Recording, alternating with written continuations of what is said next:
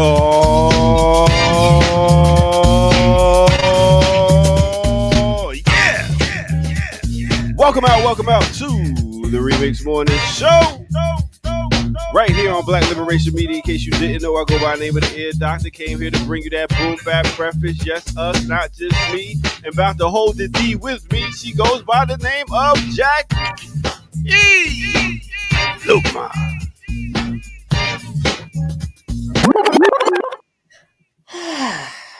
Just in time. Put this lipstick on just in time so I can look like I am fully animated, because I'm so not this morning. As they say, you beat your face. I did.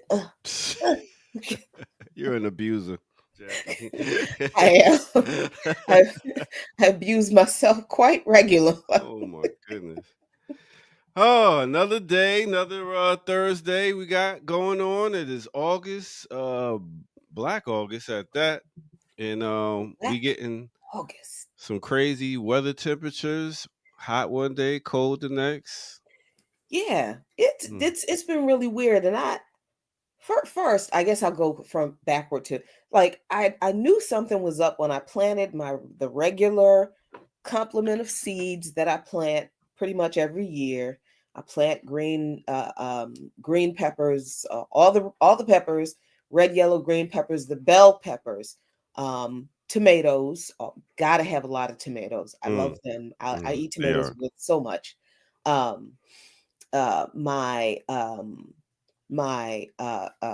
what do you call the stuff? My spices, my rosemary, my oregano. Your herbs.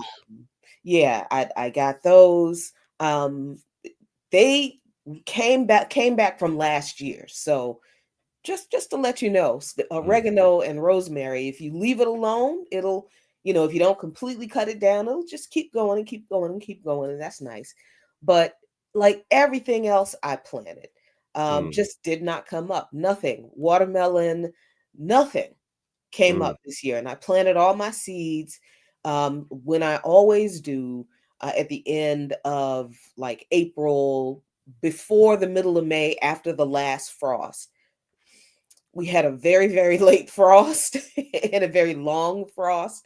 The frost is when the night temperatures get to 35 degrees and below. So that happened at some point. And it's usually, warmer than that.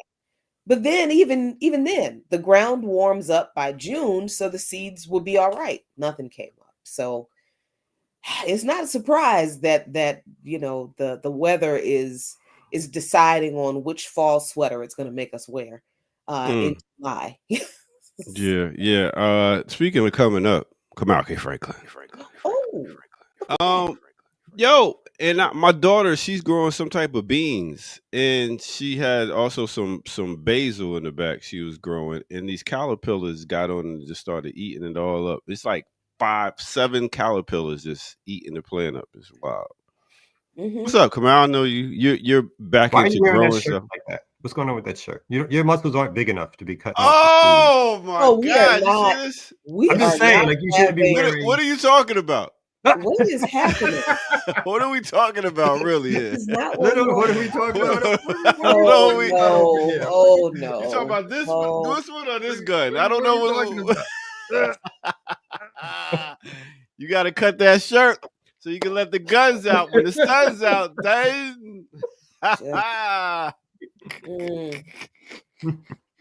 Good morning, Jackie. I'm sorry. To the audience, you're really sorry. I was trying to. I know who else got their guns out. Kim Brown. Yeah, the guns is out, boy. Look at him. Yep. She got the girl. She got the pea shooters. Yeah. Ping, ping, ping. Y'all not ready. Y'all not ready. Let me lift mine. Up. 36 C's is dangerous. Different kind of guns. Taking down many a mandem out here. Put him on his Mm-hmm. knees. Well, if those are the kind of guns we talking about, no. Oh, well, you know, Jackie. She's like, go ahead. Oh. She's like, That means Jackie got the big calibers. I got the little jumps. You know what I'm She saying? got the bazookas. when the doors open, the klaxon bell. Oh, whir. Jackie got the 50 cals. I got the 22s. You know. Now, you know, I was working out a little bit yesterday. Got my basketball on, a little bit of, you know, punching bag. I got one, you know. So get it in. Had to, you know, let them out. Get a breathe. True. Anyway. So it's good to see all y'all on this beautiful Thursday. Anything we should know about? I have to leave at 9:30. Where you got to go? Come on. I have to do a meeting. I have a meeting. Like grassroots thinking. We need writers, folks. Anybody in the chat who wants to write, only Black folks, who want to write grassroots thinking, online, magazine, CNB, trying to reach a bigger audience. If you've seen our new site, it is fresh. I put up the stuff the other day where we had a conversation with Ashante Austin, former political prisoner, veteran Black Panther Party member of the Black Liberation Army, an excerpt from his exploits back in the day. He has this great story when they were trying to break folks out the jail, what they call the tombs, and how part of it went wrong, but just the daring and the guile and the things that they were trying to do. It is a must listen. It's an oral history project. We're coming out with one on Ashanti, Jaleel, Montekun, and Jihad, and a few other people, but those are our first three. Some of the elder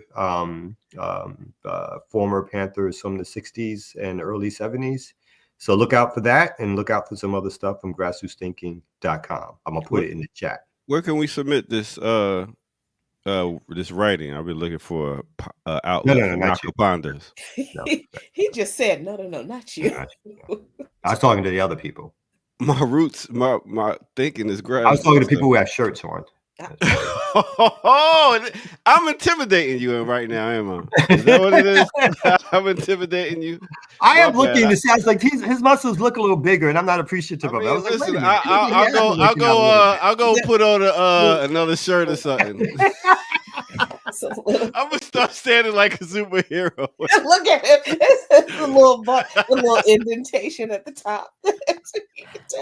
Kamal, why don't you go work out with your doctor? No. Have you not seen what he might slow me down? I mean, my God, he can't. Oh, you down from getting to the massage table? What? His workout is going from the parking lot at Popeyes into the store. Like, damn, I can't go through the drive-thru. We go work out. You got that black card. This week I'm back on it. Got that black card at Planet Fitness, and he's slowing you down from getting to the massage chair. Nice massage chair, by the way. I love that massage chair. You run into the crypto chamber. That's what I'd love to see Kamal getting his, cardio fitness. I'd love to see Naka barking at Kamal like a drill sergeant. Two more, three more. Wrong about who would be training who. Naka, I mean, these plastic little muscles that he just got. Plastic. Yeah. I mean, he does not. I'm loving it. Please, more. I love it. You're just fueling me up. I'm about to do some push-ups right after break. I said, saying you looking like Drizzy out here. Comes, I made him do some like 30 push-ups so I can come back and be like, oh. I said some kind of bet coming out of this, and I predict an injury on the other side of it. I'm trying to help y'all stop it now. I'm telling you, we fuck around and race. I'm still fast though. I know I could definitely outrun you. But anyway, in your age group, I can outrun teenagers. What are you talking about? That's what all old men think until. I recently got beat by I'm gonna say a real derogatory. Like I recently got beat by a girl. Okay. In a race. Who's shocked? Continue. I'm shocked. I was shocked. I mean, actually, later on, she I mean, Your daughter? She's a grown ass woman who used to run track apparently in high school. And you decided to race her? Of course, because my ego is such. I was like, I'm not scared of you. Yeah. And the first, we did 2 races. The first one I did, I think I beat her. It was a tape. The second one, the second time, I had to stop. I stopped. I do go, oh, okay. Hey, Kamal's knees was like. And for the rest of the trip, my foot was hurting me. I was like, God damn, my foot is hurting me. Like, Did I tell you about the injury? His knees wouldn't turn over. I tried to limp without anybody seeing me limping. Look, You at the probably family did that. reunion You this probably weekend. raced that race cold. You probably didn't stretch or anything. No. You Oh, was out we here never do that. showing off. If Like he stretches, he's gonna hurt himself. And then that Ask makes me how I know. that makes you look weaker when you stretch. When you just go Exactly. straight out there and do it. Real men don't stretch. What's wrong with you? Nah, that shows your age when you start stretching. They be like, because I do that when I go to the basketball court, and I'll be feeling like, damn, they watching me. They like, but damn, it this nigga old. shows your arrogance when you don't stretch because you know your old ass needs to stretch. Like stop playing. Right here, Doc. No stretching. Yeah, stretching. that's some warrior shit. That's some warrior shit. You don't let the other no. team know what's going on. No.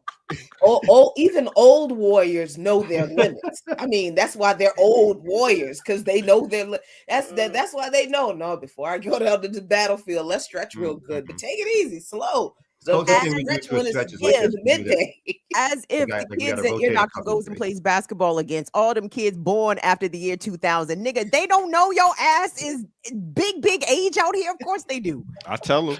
That's why they call you Unc. I tell Unprompted. OG. You're Yeah. already a senior citizen to them.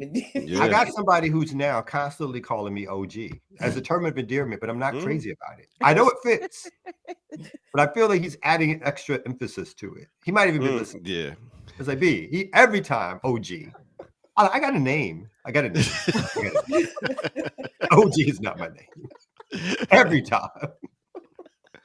Oh snap. It has it just a hint of disrespect. You know what I mean? It's just, Are you cool with Auntie?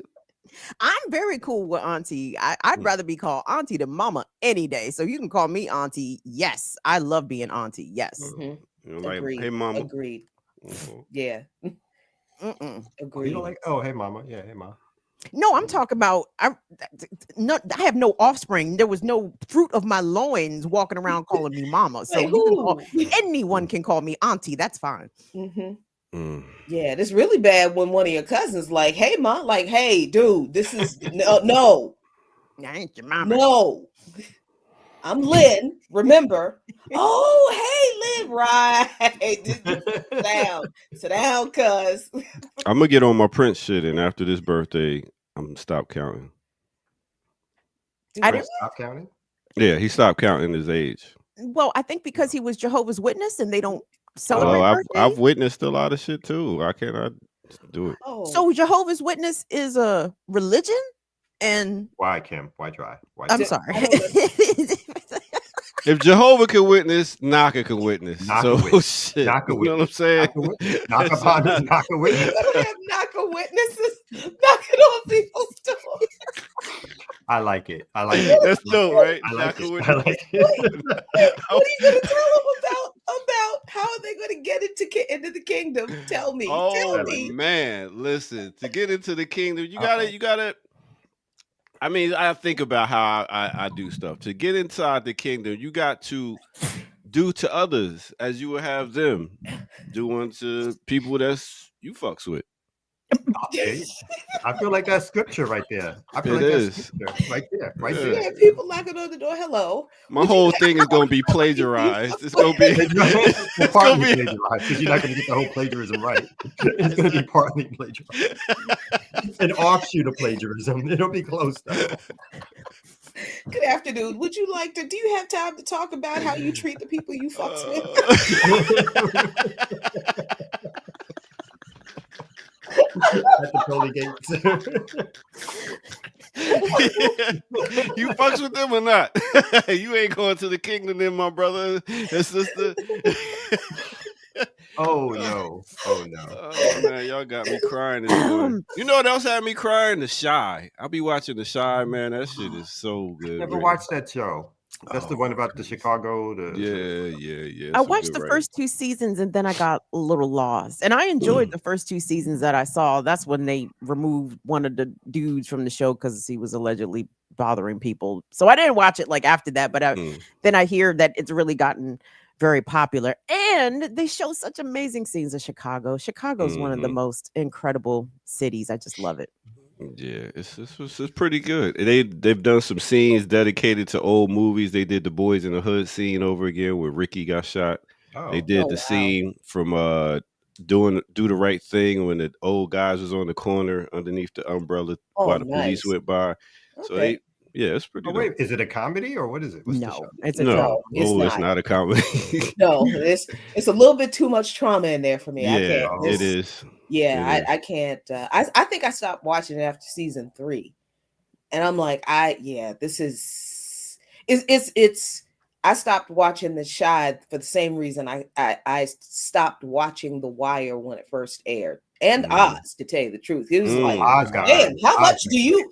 Good grief! I know it's terrible, but God, Yeah. Oz got crazy. Yeah, I watched the first 2 or 3 seasons of Oz, and then I was just like, well, goddamn. I know. Every I 3 know prison seconds. is supposed to be okay, but good God. I know. It seemed a little exploited. It was like every 3 seconds there was, There's a lot of murder. strong in the Oz. I remember seeing Lord Jamal full frontal. I said, "Well, Yeah. that's interesting." Yeah, I did. I kept it going for a little while longer. That is true. When did they start showing frontal on men? Because I think it was Oz, actually. I Really? think Oz was one of those things where, I can see Everything that. going on in Oz. You may be right. I A mean, jail because I movie. remember like the cable networks were the quote unquote trailblazers for that. And I think it was HBO that was a trailblazer for that kind of, The look, Skinamax. if we're going to exploit the female body, then let's exploit the male body too. And then there was a big deal about the fact that on some of their shows, there was a lot of full frontal for the men, which the women were like, we ain't mad. I mean, And lots okay. of fellatio. About Lots of time. fellatio in Oz. Yeah, that was, Oh, but then word, it yeah. was like they took trailblazing to like every damn show they had. Yeah, It was just schlong in your face all the time. What What's was the show that David Simon produced? Not The Wire, but the second, the one that was shot in New York. It was Maggie Gyllenhaal. She was a sex worker, but for like 7 episodes. Sunset. Oh, I like that show. That was actually that was about the pretty beginning of the good. porn industry, right? Yes. What was Yes. it called Yeah, I though? see that one. Yes, The Franco dude was in it too. Yeah, that was pretty. That was interesting. it was too many. But it was also I saw far extremely too much traumatic. of Maggie Gyllenhaal's breasts, right? Like it was. I'm like, this is Girl. 7 episodes of this woman with no shirt on. Can someone please go get this? Can someone please go fetch this lady a shirt? I'm telling you, right now it's Lala Anthony. She is every show she's getting busy showing it all. I'm like, Yeah, damn. it was a lot of that's like, okay, we get it. It's the porn industry. We Let- understand. Oh, Let me ask y'all something real quick. When's the last time y'all watched something that didn't include violence, drug dealing, and police? Oh, what was the show? There was a show about the family. The husband died early, and then they kept doing flashbacks with the mother getting old. Oh my God.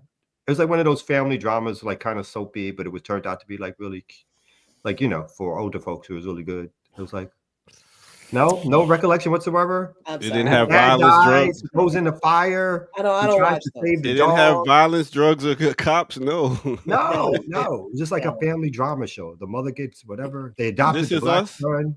This is us. Yes, exactly. Wow. This is Oh, us. I can't do. That was actually a Yeah. cute show. Cute. Good.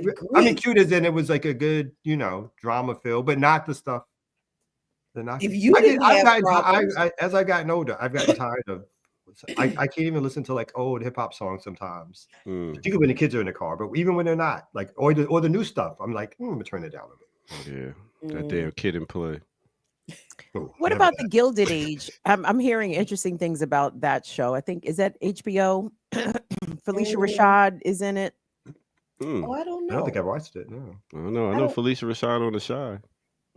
I don't know. I a generally shot? I don't watch period dramas because I just because they're bullshit and they're lies. So I don't like watching them.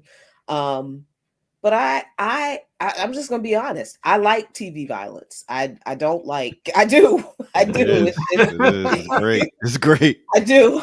I like. I am a John Wick fan. I love. Mm. I am. Yeah. You mess with my dog, and I will make what John Wick does look like Disney. I'm not. I like TV violence. It's Are we in love with doing and seeing things we don't see on the regular? Is that what it is? yes. I think that's I think part that's of it. true. Yeah. It's and for me, it's escapism because Yeah. I know I would never. None of this. None of the TV violence makes sense, except for in the context of like the angry white man revenge fantasy type of thing. And that's usually the context that a lot of the violence is in. So even with the shows that I like, there's only so much that I wanna see. And that's probably why I like zombie movies so much and the horror movies and that kind of stuff, because it's a horror is all about the thing that we are all the most afraid of and exploiting that and making those kinds of things entertainment. It's like confronting your fear and even like making entertainment out of irrational fear, but also using that entertainment for like social commentary. That's pretty neat. But I always like to see a zombie eat somebody's face off, do because like it's that. very therapeutic when I can superimpose the face of someone. Well, surviving the apocalypse. I like the apocalypse things too. Yeah. Shane said, which was funny to me, I like comedy. White hijinks amuse me. I was like, yep, I think that's true. And the show you were talking about, Kim, was called The Deuce. Somebody put that in there. Thank you. Thank you. Yes. Mustafa Shakir, fine Yeah. ass was in that joint too. Anyway, Mhm. but on the same kind of vein as Jackie, like I like to watch a lot of ghost shows. Like I'm really into kind of paranormal stuff, even though this is stuff I would never go do. I'm never going to the institution at 2:00 in the morning asking the ghost, "Are y'all here?" No, I'm never doing that shit. But I like to watch the whites do that shit because they get the shit scared out of them. But I also like Sasquatch stuff. I like alien stuff. But my problem with a lot of this programming, paranormal programming generally, it's just very white. And I know that there's non-white people that are absolutely more in touch with this realm than the whites with all their equipment and their, technology and stuff. So I would like to see a non-white perspective of paranormal ghost and, Ooh. Sasquatch and all that shit. But yeah, I love all that stuff. Love it. There was, I'm not sure if it's still on, but for a few years there was a TV series. Oh no, I can't remember what. Don't say Ghost Brothers because I know the No, Ghost God, no, fuck it. Okay. There's a show called Evil. Oh, With what is his name? Dang, the brother, gorgeous. He plays a former priest, I think, who investigates cases of alleged demonic possession, which I'm on the fence about. I'm kind of I don't think certain people can get possessed by demons because demons are like, y'all been through enough. Why we gonna possess y'all? Y'all ain't done nothing to us because right. So I think demonic possession could be real, but not for everybody. That's what I think. We need a black Curb Your Enthusiasm. I like shows like that. I do. Well, the last thing I thought Kevin Hart did was funny was Hollywood Husbands. That shit is hilarious, man. That's what gave him. That's what made me be like, yo, this dude is good. Yeah. He's funny because I mean, on it every line, he's like, he got some snap. Yeah. That was the last thing I was like, oh, that shit was really hilarious. Yeah. And some of it was deadpan, some of it was over the top. Mm-hmm. Let me apologize quickly to Sugar Shan. Is it Sugar Shan? I'm good for fucking up names, y'all. Yeah, I know that. Yeah, Sugar Shan. I call my man KY. Literally KY Jizzy. KY. Oh, God. He made a comment. Y'all are KY. But it's hot, right? Why are you apologizing to Sugar Shan? Because that I said Sugar Shane. Oh. And they started laughing. But then they corrected me that it's Sugar Shan. Sugar Shan? Sugar Shan? Sugar Shan is a rider out here. Been with us for a while. Shout out to Sugar Shan. All right. Enjoy. My Y'all bad. ready to get into some news and stuff like that? Nah, not really. Yeah, no. Come on, not let's really. talk about TV some more. Okay. I know. I know. Because This is somebody a- in the chat said we need to watch some anime, and I have thoughts about anime. Listen, I watch anime. The last one I watched was Batman against the ninjas. Oh, it was great. Like HBO Max got some of the best anime. They got all the That's Mortal not Kombat anime. joints. I don't It even. is anime. I'm not even into anime that much, and I'm gonna tell you that's not. It is. That's cartoons. That's not anime. You bugging, Jackie. This is the top-notch anime, Japanese production and artistry in it and everything. If you see this, Mm-hmm. I'm telling you. Okay. I'm just I saying. just think some of the anime though, they got a little fixation on the teenage girl with the breast popping out the shirt. And Ninja Scroll. Like right, I was like, Yeah. I saw Colin. I was like, "Yo, what are you watching, B? What is this? Yeah, What is going on?" It's like every other scene. I was like, "Yo, okay, let's pick another anime here. Let's find enough. Find enough one here." Ninja Scroll. You got to see that. There's so many good Ninja good Scroll. joints. Ninja Scroll is a great anime, a kung fu killer. You know, like the old dirty bastard. Anyway, all right, let's get to it. I can't let all this knowledge go to waste.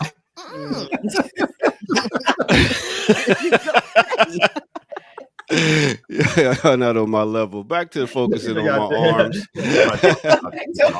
So we got to go into our next break. What'd you say? I couldn't hear you. What did you say? I couldn't hear you. I watch Thundercats. Thundercats. I love me a Thundercat. Love the Thundercats. All right, we're gonna come back right here on the Remix Morning Show.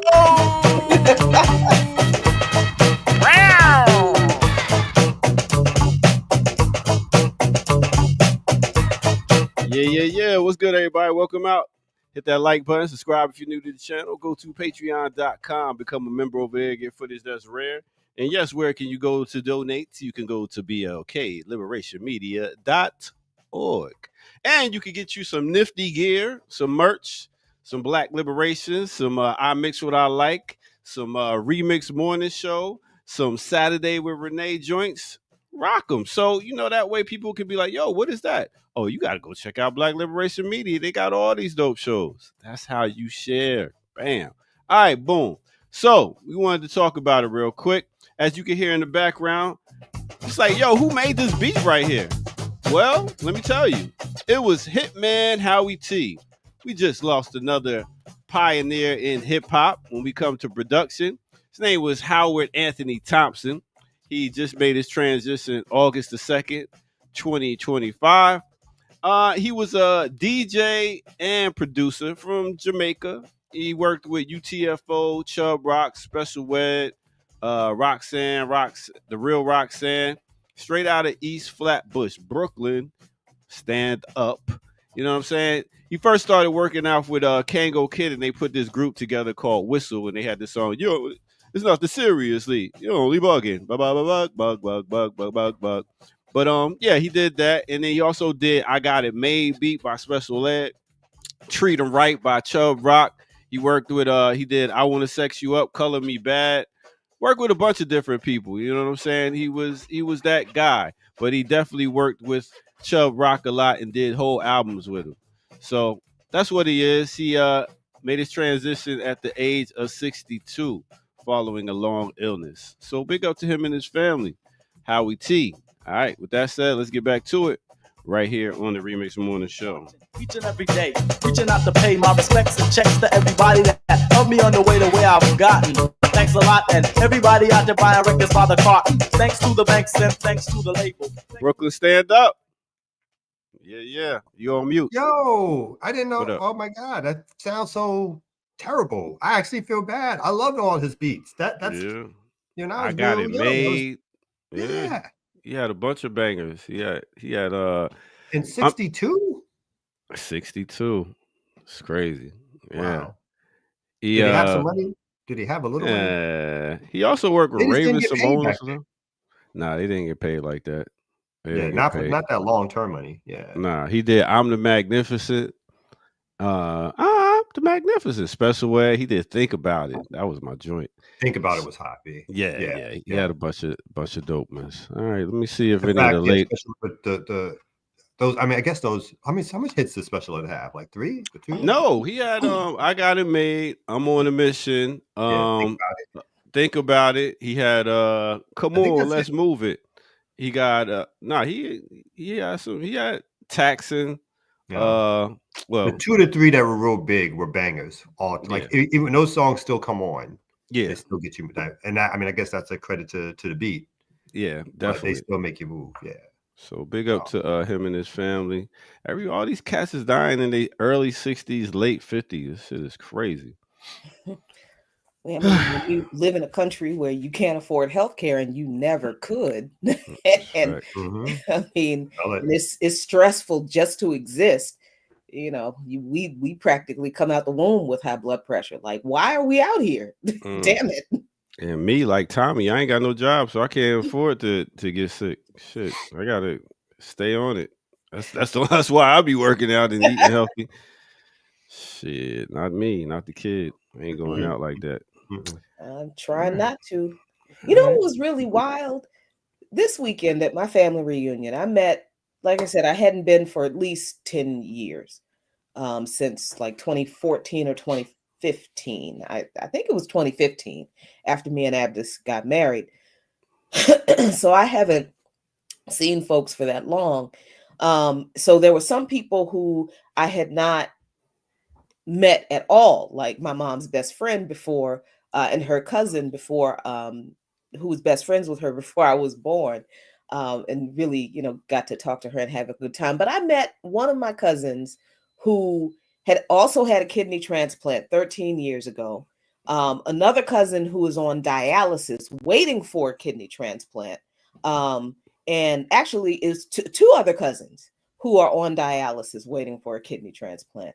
And that was like, and it's not that, I don't think it's that kidney disease runs in my family. It's not, I don't think it's genetic, because these are cousins who are like a few people removed. They're not first or second cousins. But it was just wild. There were maybe 70, 60, maybe 60 people there. And out of 60 people, 4 people either have had treatment for, or on some kind of treatment for kidney disease. I thought that was wild. I thought that was kind of scary, I thought. But it was also kind of cool to be with my folks, and for all of us to kind of get together and share stories and swap information. And my cousin who had the transplant 13 years ago, he's like, yeah, you're early in and you're still dealing with the changes, and your body's not yet really, used to the medication, and you never really get used to the medication because they're always changing the doses. But he's like, look, just enjoy your life. He's like, yeah, that's gonna happen. You're gonna have medication issues, and some days you're not gonna feel so great. He's like, but my advice to you, just enjoy your life. You're gonna be all right. Ain't nothing like sitting around a campfire talking about ailments and medicine. I mean, listen, and being grateful that you still here to talk about it, because it could have took us out, shoulda.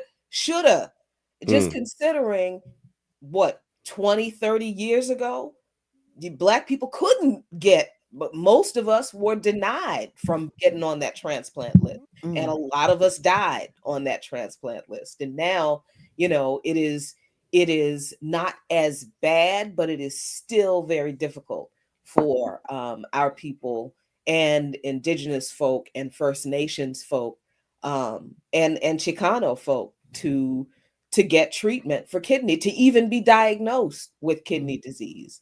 Like, and so many of my family members who were sitting around just listening to us talk, because we almost all had the same story. Like, we did not know that we were that sick until something happened, and they ended up in the hospital or in the emergency room, and the doctor's like, damn, did you know your kidneys are dying? You know? And Mm. it's like, we're all like, no, what are you talking about? So in the course of us having that conversation, a bunch of other family members are like, we need to get tested for what? What is that term? Mm. Okay. And they're writing stuff down, you know. That's So good. that was pretty cool. Y'all got something out of it. But at 11 o'clock, I was wondering, Jackie, could you woo? I don't know. Classical breakdown, Jeffrey I don't know. Osborne. Will we be on the wings of love as the woo woo Can you is? woo woo woo? But I mean, I'm only human. Can you woo That woo woo woo? woo. Can you woo woo woo? No, not like that. I'm not. What are you talking about? That's an exact replica. That is not an that is I'm going to that come on is at 11 o'clock just to do the whole thing. You know what I'm saying? that is a weak, tired old man coming in from a 15-hour shift talking about woo, On the woo, woo. wings of love. Trying to get somebody to stay with him tonight. Boy, I tell you. Like take Stay you behind the with bed. me tonight.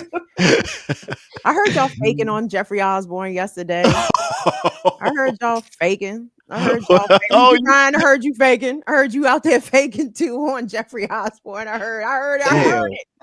Damn. I thought she was What was his group sleeping before or he- walking the dog. Huh?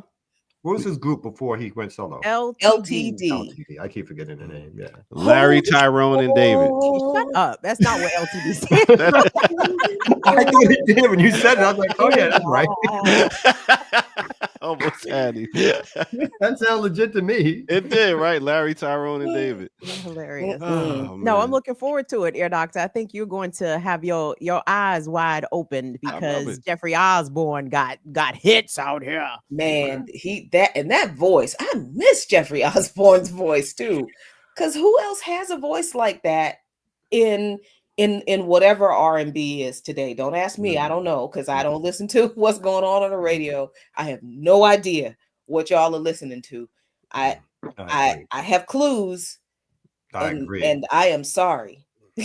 Well, Jeffrey Osborne still tours out here. I Does mean, he really? he comes to area venues, kind of like the Birchmere or Ram's Oh. Head out, and that maybe Bethesda Jazz and Blues Club. Like he does those kind of smaller venues. oh, I thought you was going to say senior citizens about it. Just You small. know All what? right. All right, let me get out of here. I'll catch y'all next break. On the wings of What senior citizens? I'm sorry, is Patty Lola Bell performing at the nursing home? Like, what are you talking about, sir? What are we talking about? Because the artists are elderly, they have to perform for old folks. Like For the what? old folks. Patty LaBelle performing Well, at this the nursing I home, would be taking at the her Jeffrey shoes off Osborne and concert. hitting old I'll go people in to the head. Somebody can get some tickets for when Jeffrey comes to Atlanta. I'm coming with you. I'm coming. Listen, how could you miss him? I feel mournful that I have not yet seen Jeffrey Osborne live, so he's on my list. Yeah, mine too. Especially since I've been avoiding this place down the road here, this casino, MGM Grand. Oh. I've been avoiding this place. I've been avoiding that place since they built it. Just There's a like- casino in Baltimore? I No, don't know it's nothing about that. No, I this mean, is in PG County. DC. Well, Oh. technically, it's in Maryland. It's in PG County, Mhm. so it's right across the road.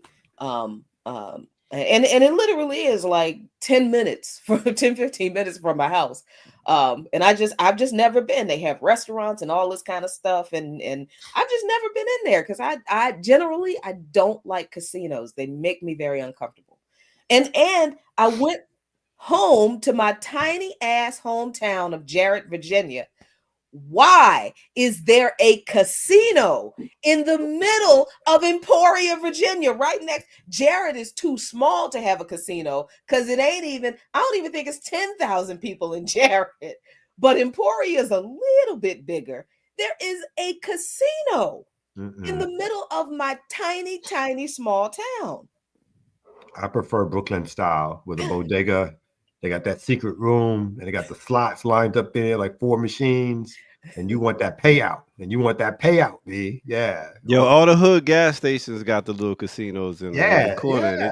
It's crazy. That's the way it used to be down home at all the gas stations because in Emporia, which is the town right next to Jarrett, and it might as well all be my hometown because half my family is from Emporia, half is from Jarrett. My dad's family's from Emporia, mom's family from Jarrett. So all of the gas stations are owned by one of 2 families, obviously white, in my hometown. Because yes, the Klan used to run the joint. So they had all of those gambling machines in all of the gas stations. But then the casino is owned by somebody else. And the Sadler family, yes, the Sadlers who are involved in NASCAR, yeah, because NASCAR is big down there. And that same Sadler family basically owns Emporia, Virginia, everything in it. So the Sadler family did not want the casino to be built in Emporia because the casino is direct competition to all of their gambling machines and all of the gas stations, because Sadler also owns Sadler Oil, which delivers gas to all the gas stations. So I find out this weekend also that Sadler fought that casino tooth and nail because he did not want them to interrupt his, get this, $1 billion a year revenue. Now, I think that number is severely inflated. I don't see how he made that much money in that town if we're just talking about just the people who live in the town. But then if you consider that Emporia is right on 95, it is an exit right off of 95, and it gets a lot of traffic from truckers and all this kind of stuff, then that number begins to be a little bit more terrifyingly realistic. So here is this white family in this very small town with a lot of national and international influence and profit coming in, also making a ridiculous amount of money off of poor people, mostly Black, in this small town, fighting a bigger capitalist entity that is coming in to steal the profits that he's stealing, and he couldn't fight them off.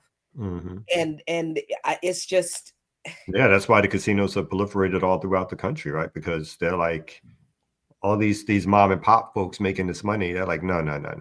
We need to center that right back up to the billionaire class or whatever. And they build those really shitty buildings, you know what I mean? Like, it's not like they're like great looking places. They're usually like dark, a lot of lights. Yes. The neon lights are flashing or whatever. It's like, so yeah, it's all about. Yeah, I didn't go in, but the building is literally a big gray box with no windows. Yeah. It is a big gray box. I could not tell you what it looks like on the inside because I'm like, it don't look like there's another way out except for that front door.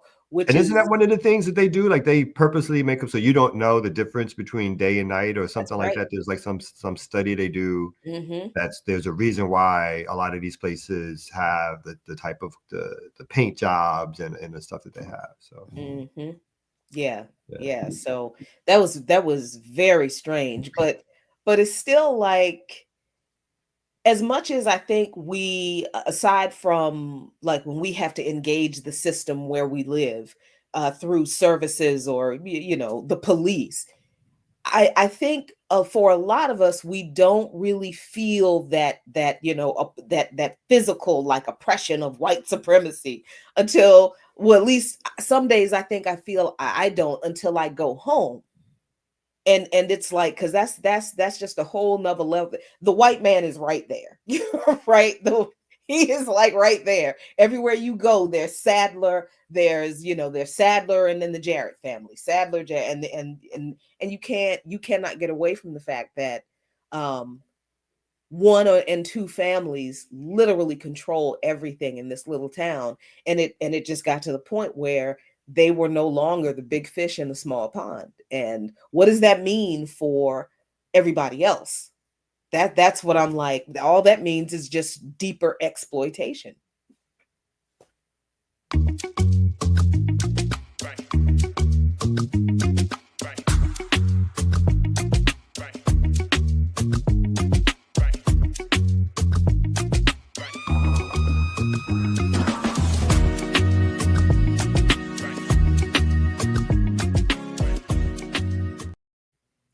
Okay, well. And if you didn't know who's rhyming, you're not going to hit the intro with perfect timing. You won't be around next year. All right, let me stop. What's up, everybody? Welcome to the Remix Morning Show. Today is Thursday, the 7th of August. Welcome, welcome, welcome. Come on in here. It's 8:45.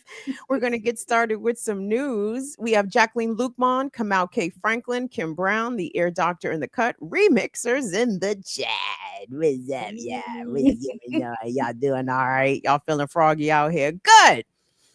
Hope you guys are enjoying your summer. Shout out to everyone commemorating Black August.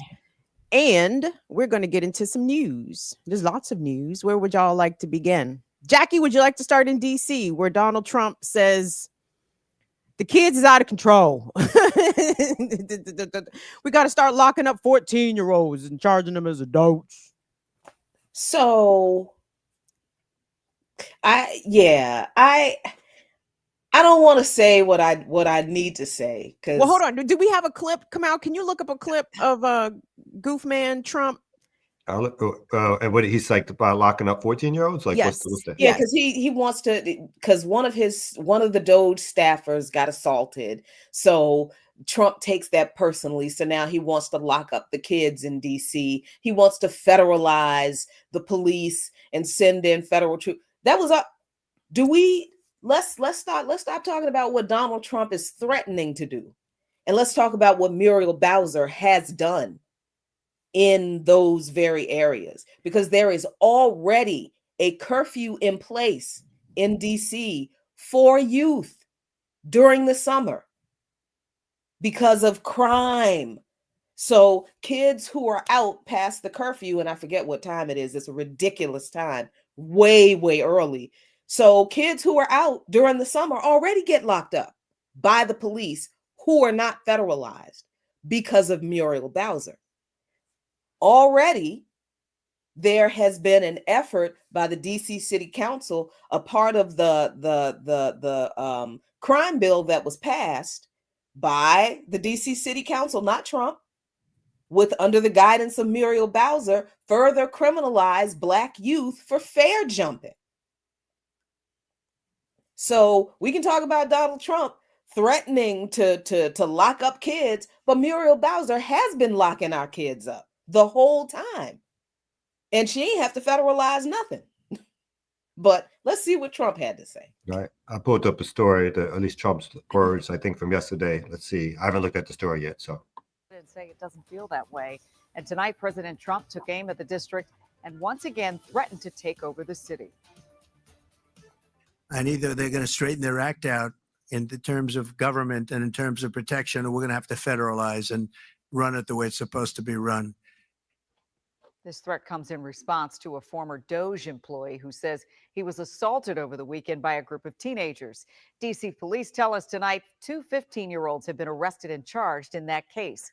Katie Lusso is in Northwest with more on the impact of the president's threat. Now, let's remember, this is not the first time the president has threatened a federal takeover of the district, but it definitely has a lot of people talking, especially at national night events across the city. Well, these are the propaganda national night events. out events across the district. I want to move out. I blew bubbles. I ate the food. A conversation is back in the spotlight about crime in the district. The president posting to Truth Social a photo of a man he says is a Doge employee who was assaulted over the weekend on Swan Street. He says local youths are randomly attacking innocent people because they're not afraid of law enforcement, threatening to have the federal government take over D.C. Either they're going to straighten their act out in the terms of government and in terms of protection, or we're going to have to federalize and run it the way it's supposed to be run. It's not the first We will take over the horribly run capital of our nation. or even second time We would run it so good. he's made threats like this. Although the mayor did not comment Tuesday, she has in the past. We have to fight every day for not being in this position. But the president's latest threat not lining up with what U.S. Attorney for D.C. Janine Pirro said at one of the D.C. National Oh, Night God. Out events Tuesday. Let me say this. Crime is going down in D.C. It's going down in D.C. because of you. While for many, crime is a concern, There's crime still. a Trump takeover may not be the solution they have in mind. You talking about the crime. The crime is when you let the people out that done messed up January the 6th. he's acting out of Tell spite. him. I don't know what for. I feel like he has something to prove. I think it's important that we uplift those children and focus on why this is happening. You know, maybe we need to implement more programs. Maybe Trump needs to implement more programs and focus on that in the city instead of all these other things that don't really matter. One thing. So real quick about this assault, this alleged assault against this Doge employee. Apparently the person, the 19-year-old Doge employee, posted a photo of himself bloodied. But according to DC police, they refused transport in an ambulance and didn't, at least not on the scene, didn't go to the hospital. So I'm like, how bad were you hurt? not to say anybody deserves to get beat up on the street, but let's be real here. Like, it's not like they put him into a coma or beat him. He got smacked around a little bit. He'd be all right. And can we just be real here? Little 19-year-old white kid, Doge employee, little edgelord with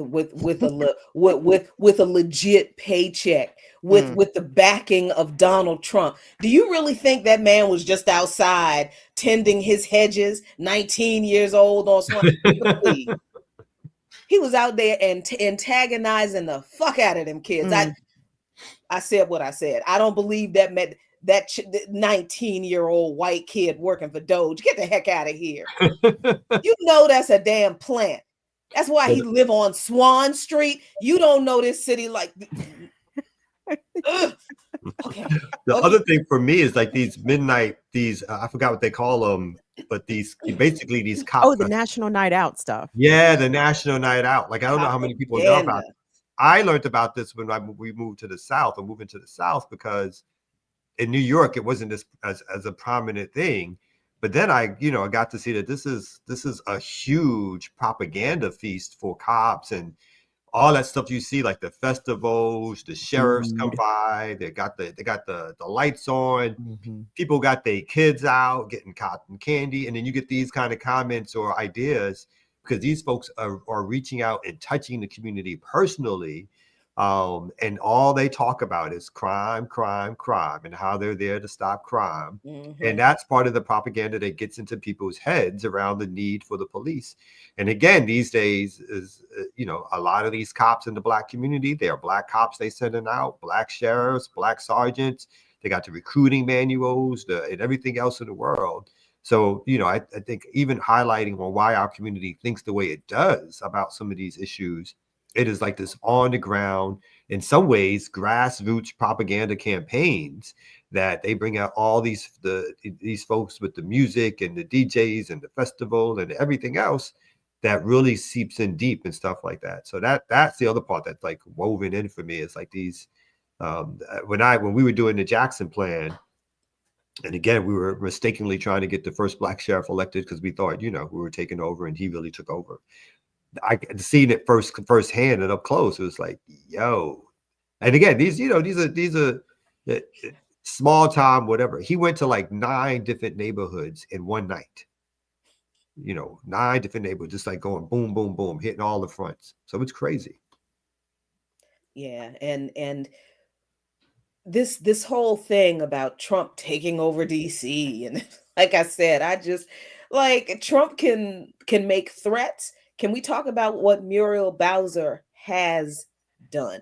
Because and listen, remember what was the name of that federal program that Trump implemented that surged federal resources to 7 majors, the Operation Relentless Pursuit. Remember we talked about that during his first administration, and the way that in these 7 major cities, they claimed that a part of the reason they did this was because of youth crime and all this kind of stuff. Did the Biden administration or any Democratic mayor in those cities, which were all run by Democratic mayors, I believe, did they reverse that program under the Biden administration? No, they did not. They kept their law enforcement agencies. They kept that money. They kept those programs, and they expanded those programs. The Democratic mayors did. The Biden administration did nothing to roll back, get rid of that program. And in DC, we have had this issue with Muriel Bowser. inflating these stories about carjacking and crime and youth crime, and the ways that she, just like Brandon Scott in Baltimore, claim that we're doing all of this stuff for the youth, but then you pass legislation like the crime bill, which Pan-African Community Action and the Black Alliance for Peace DC in the Mid-Atlantic and Baltimore has talked about the same issues there through their town halls. We've been talking about this for years. So people are making a big deal about Trump saying he's going to take over DC, but has anybody asked what's really going on in DC? And what is Muriel Bowser doing? Remember, this is the woman who, as soon as Trump said, all he had to do was say, oh, we need to get rid of that Black Lives Matter thing, or else we're not going to give DC any money. And Black Lives Matter was taken off of 16th Street like that week. So is Trump really the problem here? Or is the problem the continued criminalization of Black youth by this Black misleadership class of local leadership that we have not really confronted? But now we want to make all the issue about, well, Trump is being authoritarian. We've been living under authoritarianism, liberal authoritarianism, for quite some time now. Well, that's what makes his comments, I think, at least something that we need to pay attention to, because in spite of Muriel Bowser's best neoliberal authoritarian efforts, apparently they're not enough, right? Like, Trump wants more done. And what does more done look like in the face of all that has already been done and all that is currently happening? What does more look like? And DC, to me, sounds like a perfect test market for Trump's martial law fantasies, right? Like, I think he would love to do it in Los Angeles, but LA's too big, too daunting. DC, not that big of a city, and it's already filled to the gills with federal agents. So I'm concerned that Trump could initiate either some sort of martial law under the guise of we're federalizing DC. And we know that Republicans and Democrats alike, when they get to the White House, they're not so interested in DC autonomy and DC home rule. When Biden was president, what passed, Jackie, on the DC City Council, and under Biden's authority as president, he agreed with the Congress to not implement whatever it was that DC voters and DC City Council had agreed to. I don't know if it was the crime bill or the rewriting of the DC criminal code. There's something along those lines. Mm-hmm. Yeah, that's what it was, because that particular Fox News reported that the crime bill at that time, before it was revised under pressure from congressional conservatives, and the Biden administration had a clause in it that they felt like wasn't strong enough on carjackings.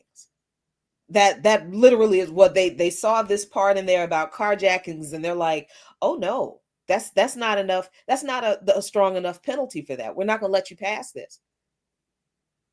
And I mean, this is with a so-called Democratic leadership in this city.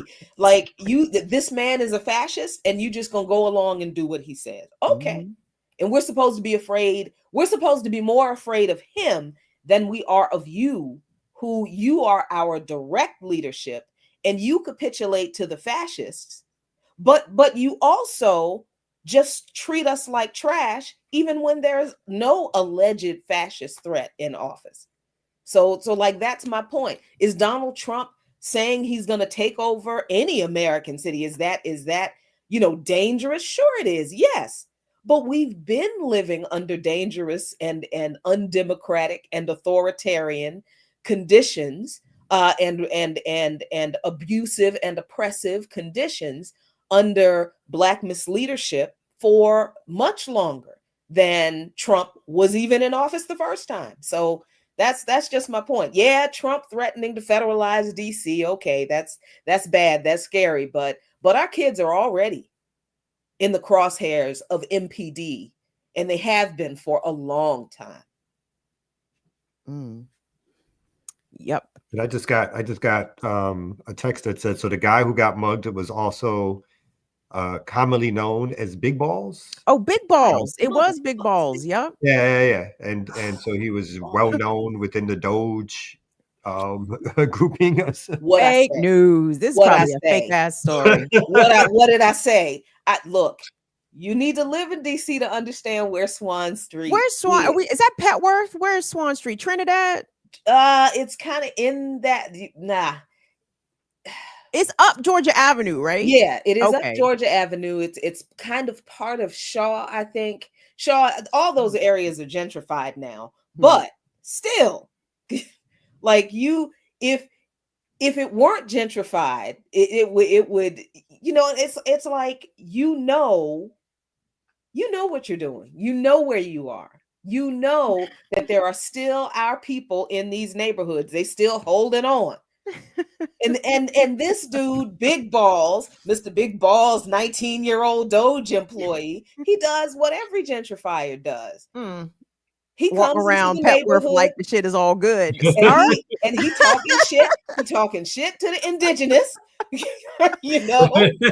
Jackie, I saw this video. This sister from Washingtonian. She was not from Prince George's County. This lady was from DC, and she was like, "I work downtown at the hotels, and y'all be thinking y'all know the city. Y'all don't know the city. Y'all be like, yeah, I live up Union Market." She said, "Ain't no Union Market. That's Trinidad. That's Trinidad.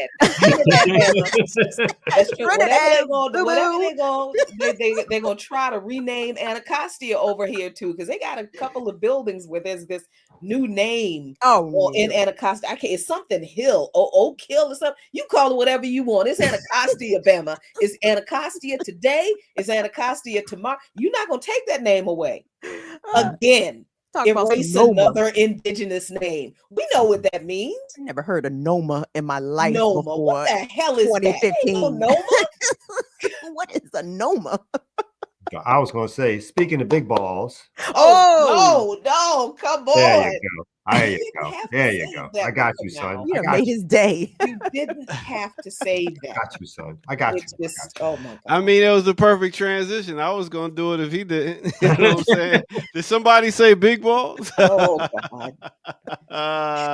Where is my coffee?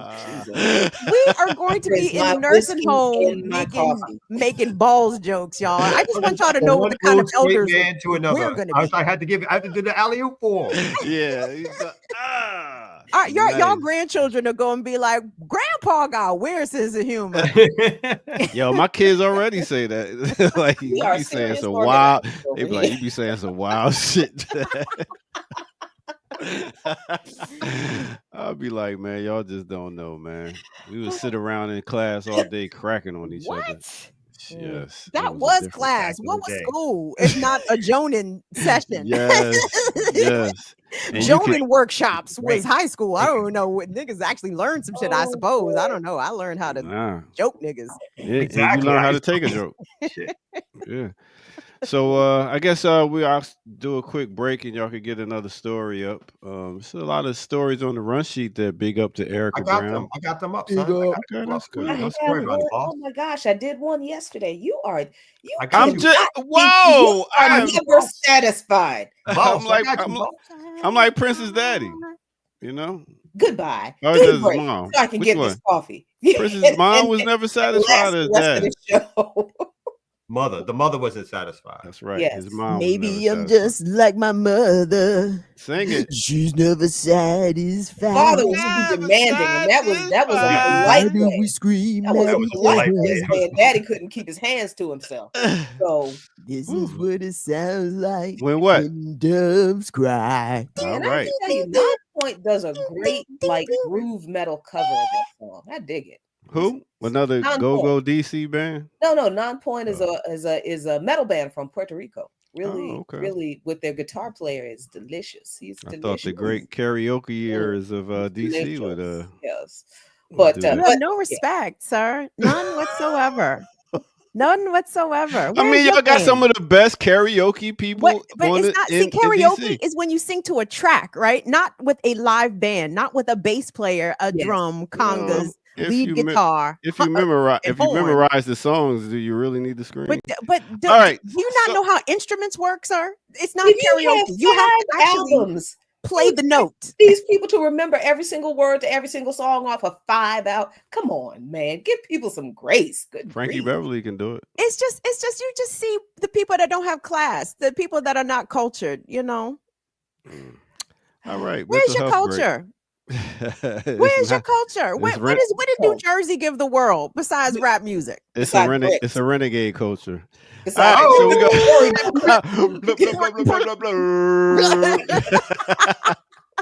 we're gonna take a quick break right here on the Remix Morning Show.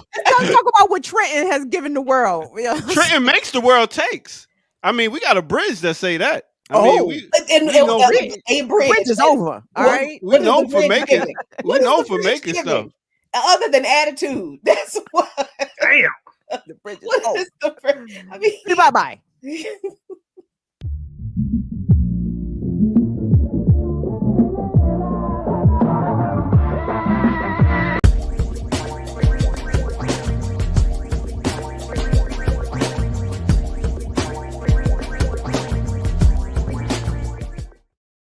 Got me pushing wrong buttons. Time for a remix on a remix.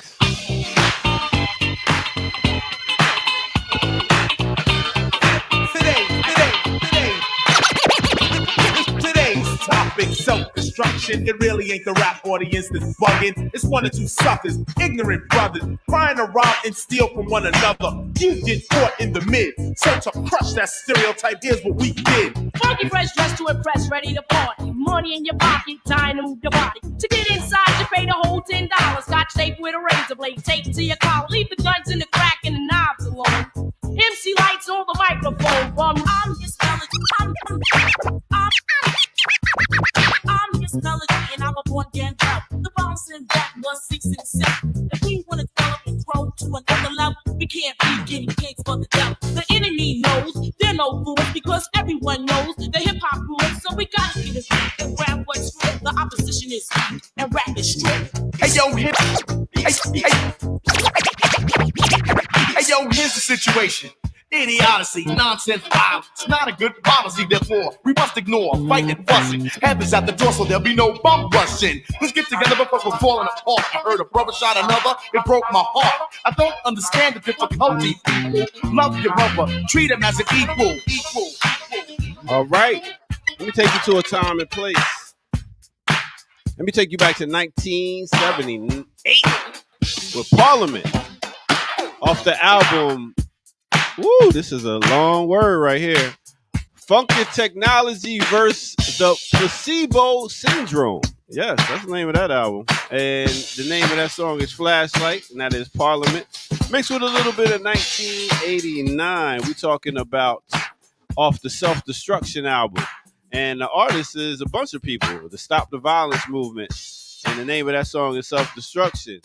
And the dope thing about that is they had a bunch of artists. We talking about Boogie Down Productions, Stethasonic, Kumo D, MC Light, D Nice, Miss Melody, Dougie Fresh, Just Ice, Heavy D, Public Enemy, and yeah.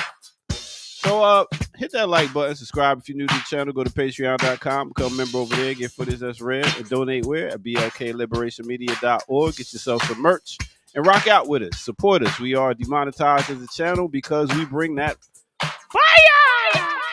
All right, with that said, let's get back to it right here on No Other Than the Remix Morning Show.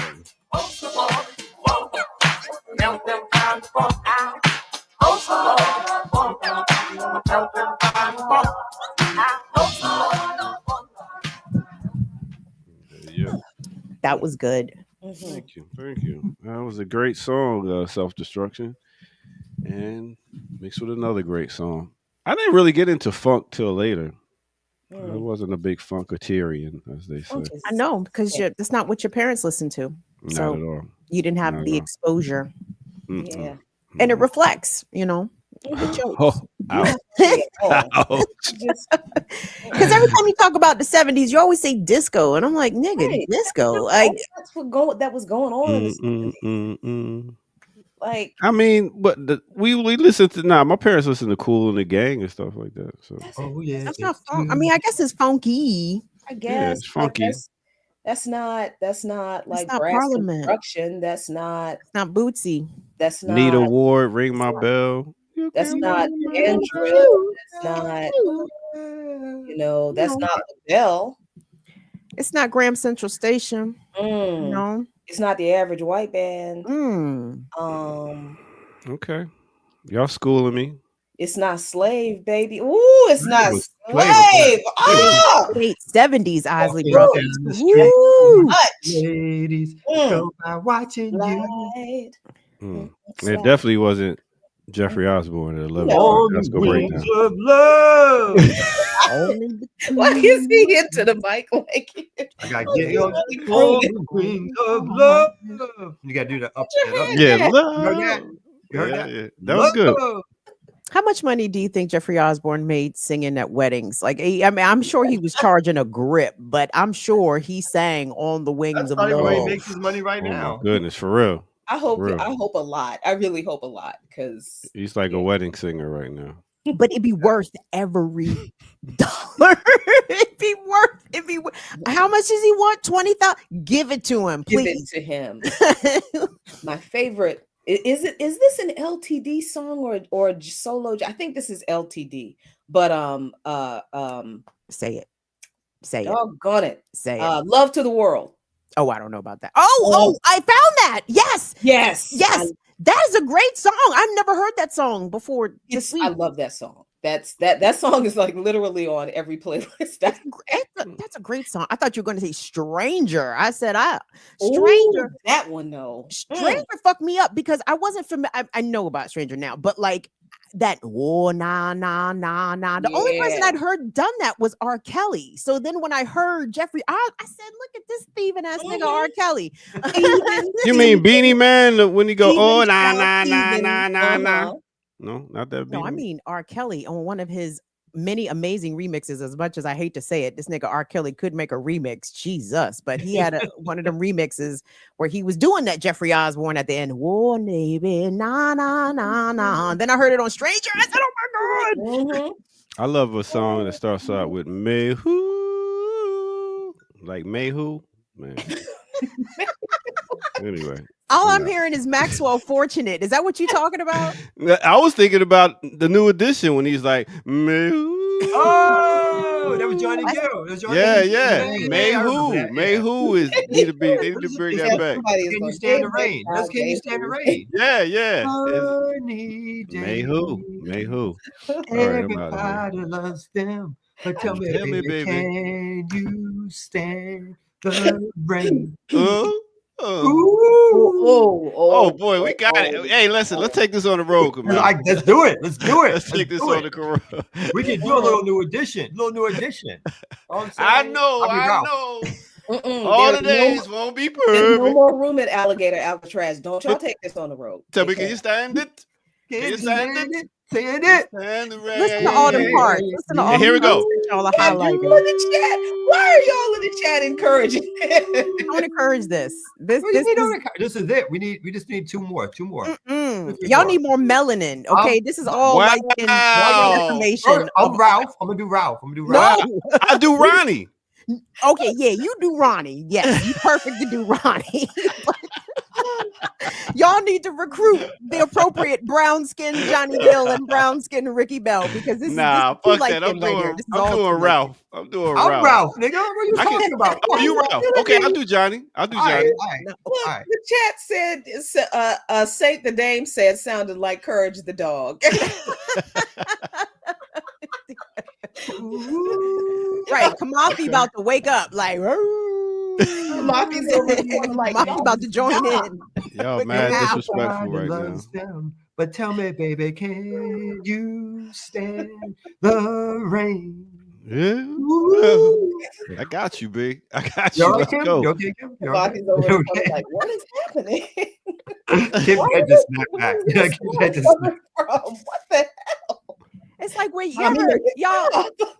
See again, I don't. Everyone's upbringing is different. But you ever walked in the house and either smelled chitlins or sauerkraut, and you know how your face frowned out. That's how I feel when Kamal starts singing. Can you stand the rain? Nigga, is that chitlins? What am I? Sauerkraut. I know. All the days won't be perfect. I got it. You got yeah. I got it. I got it. That's it. Okay. Oh, That's one of their best songs. That's one of their best songs. Yeah, definitely. That's underrated. Underrated All as a right. song. We got I it. don't think it's underrated, but okay. I don't think Can You Stand the Rain is underrated. I think everybody- I think definitely so. isn't. I think it is. I think it is. It ain't on the slow jams like when we like, oh, the slow jam classics. They never put Can You Stand the Rain on Because there. it's not a hunching song. It's Can You Stand the Rain? Will you be there for me? Sunny days. Sunny days. Where's the hunching? Why would you put it on a hunching playlist? There's some, yeah, As soon as there's I no go, bump and grind. There's no I'm gonna have bump to and play grind. that song. I'm gonna have to play that song as soon as I get off the air. All right. Thank you. All right. Next news story. Thank you. Thank you. All right. We're trying to stay focused here. As you guys know, we are three largely unmedicated folks. So, Yes, you know, that's true. sometimes shit goes Oof. off the rails. I'm sure all three of us likely have ADHD undiagnosed. You know, let me speak for myself. I know I have a myriad of undiagnosed conditions that are. I might have some undiagnosed conditions. ADHD may not be one of them. There might be some other higher level psychological issues I may be dealing with. But No, I'm not even ashamed. I am on I am on antidepressants Hey. and anti-anxiety medication. Get the meds. Get the meds. Me and Kamal walking around out here unmedicated. Unmedicated. Dangerous. Looking for some mushrooms. Looking for the shrooms. Looking for the shrooms. That's the medication I'm trying to do in my later years. I was like, oh boy. Mushrooms? Hey. Yo, yeah. Hey, Kamal, all the professionals say that self-medication is fine. They don't say that actually, but just keep self-medicating. We'll be fine. Look at how far we've made it. No medicine. We'll be along soon. Right. That's exactly. Right. We'll be gone soon. It'll be fine. I agree. At 58, I'm like, yo, it's not that much time left. Let's get this party rolling. Let's get this party rolling. Hit you with the Busta Rhymes. There's only 5 years left. And that was like, it don't matter. It don't matter no more to me. It don't matter. That's why old people can get goofy, because you're like, it don't matter that much to me. Exactly. Yeah. I will say this. I have to verify before I go outside. I'll be sitting outside sometimes and I'm like, do I have pants on? All right, let me just check. Let me just make sure. No, my old man crew, my old man thing is I'm forgetting to zip my zipper up. I've had 3. In fact, at the conference, at the Embrock conference, my man, he gave me a nudge. He gave me an elbow nudge. You know, I'm chatting it up, and I was like, why is he hitting me? And he gave the point down, and I still didn't catch it. I was still like, what are you pointing at? Yeah, oh, I thought your zippers. I was like, oh, my bad. And I do it. Yeah. The old man hanger door dilemma. Yeah. People are lucky it don't pop out, because I'm like, it's oh open. Lord. It is open. No, I'm not saying I want it to pop out. We got a news story. What? But it would be an accident. It wouldn't be like I'm doing it on purpose. Oh Lord, that's not It wouldn't be on purpose, but the amount of times I can catch myself with the zipper not zipped up properly is starting to be a problem. It is starting to be a problem. Oh Lord Jesus, take me now. Anyway. No, I don't want that damn story. I think that is news. Cop. That's news. It's news.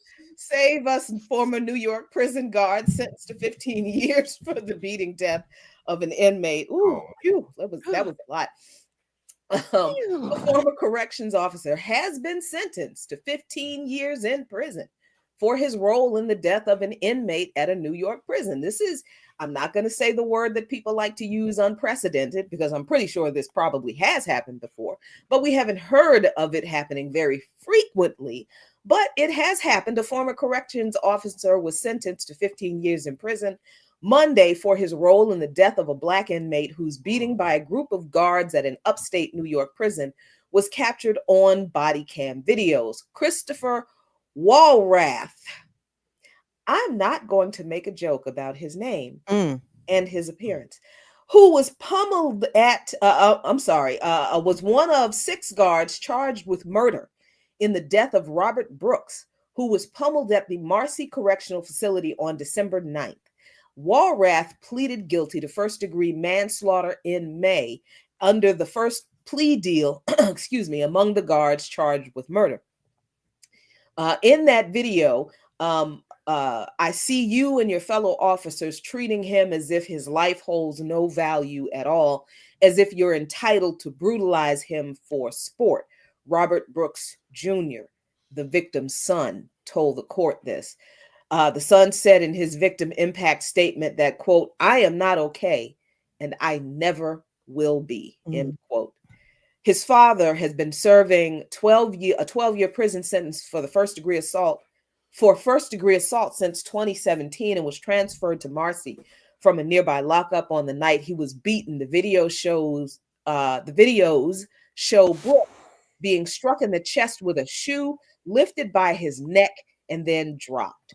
Under questioning in May from Onondaga County District Attorney William Fitzpatrick, Walrath admitted that he and other guards assaulted Brooks, that he put Brooks in a chokehold, and that he struck the inmate's body and groin. White people have really always had this fascination with Black men's. In addition to the 6 guards charged in February with murder, 3 more prison workers were indicted for manslaughter and another for evidence tampering. Prosecutors have said 3 other prison workers have reached agreements. A guard pleaded guilty in May to attempted tampering with physical evidence and was sentenced to a 1-year conditional discharge. Trials were scheduled to begin in October for guards who have rejected plea deals. Fitzpatrick also is prosecuting guards in the fatal beating of Messiah Nantwi on March 1st at another Marcy lockup, the Mid-State Correctional Facility. 10 guards were indicted in April, including 2 who were charged with murder. Both prisons are about 180 miles or 290 kilometers northwest of New York City.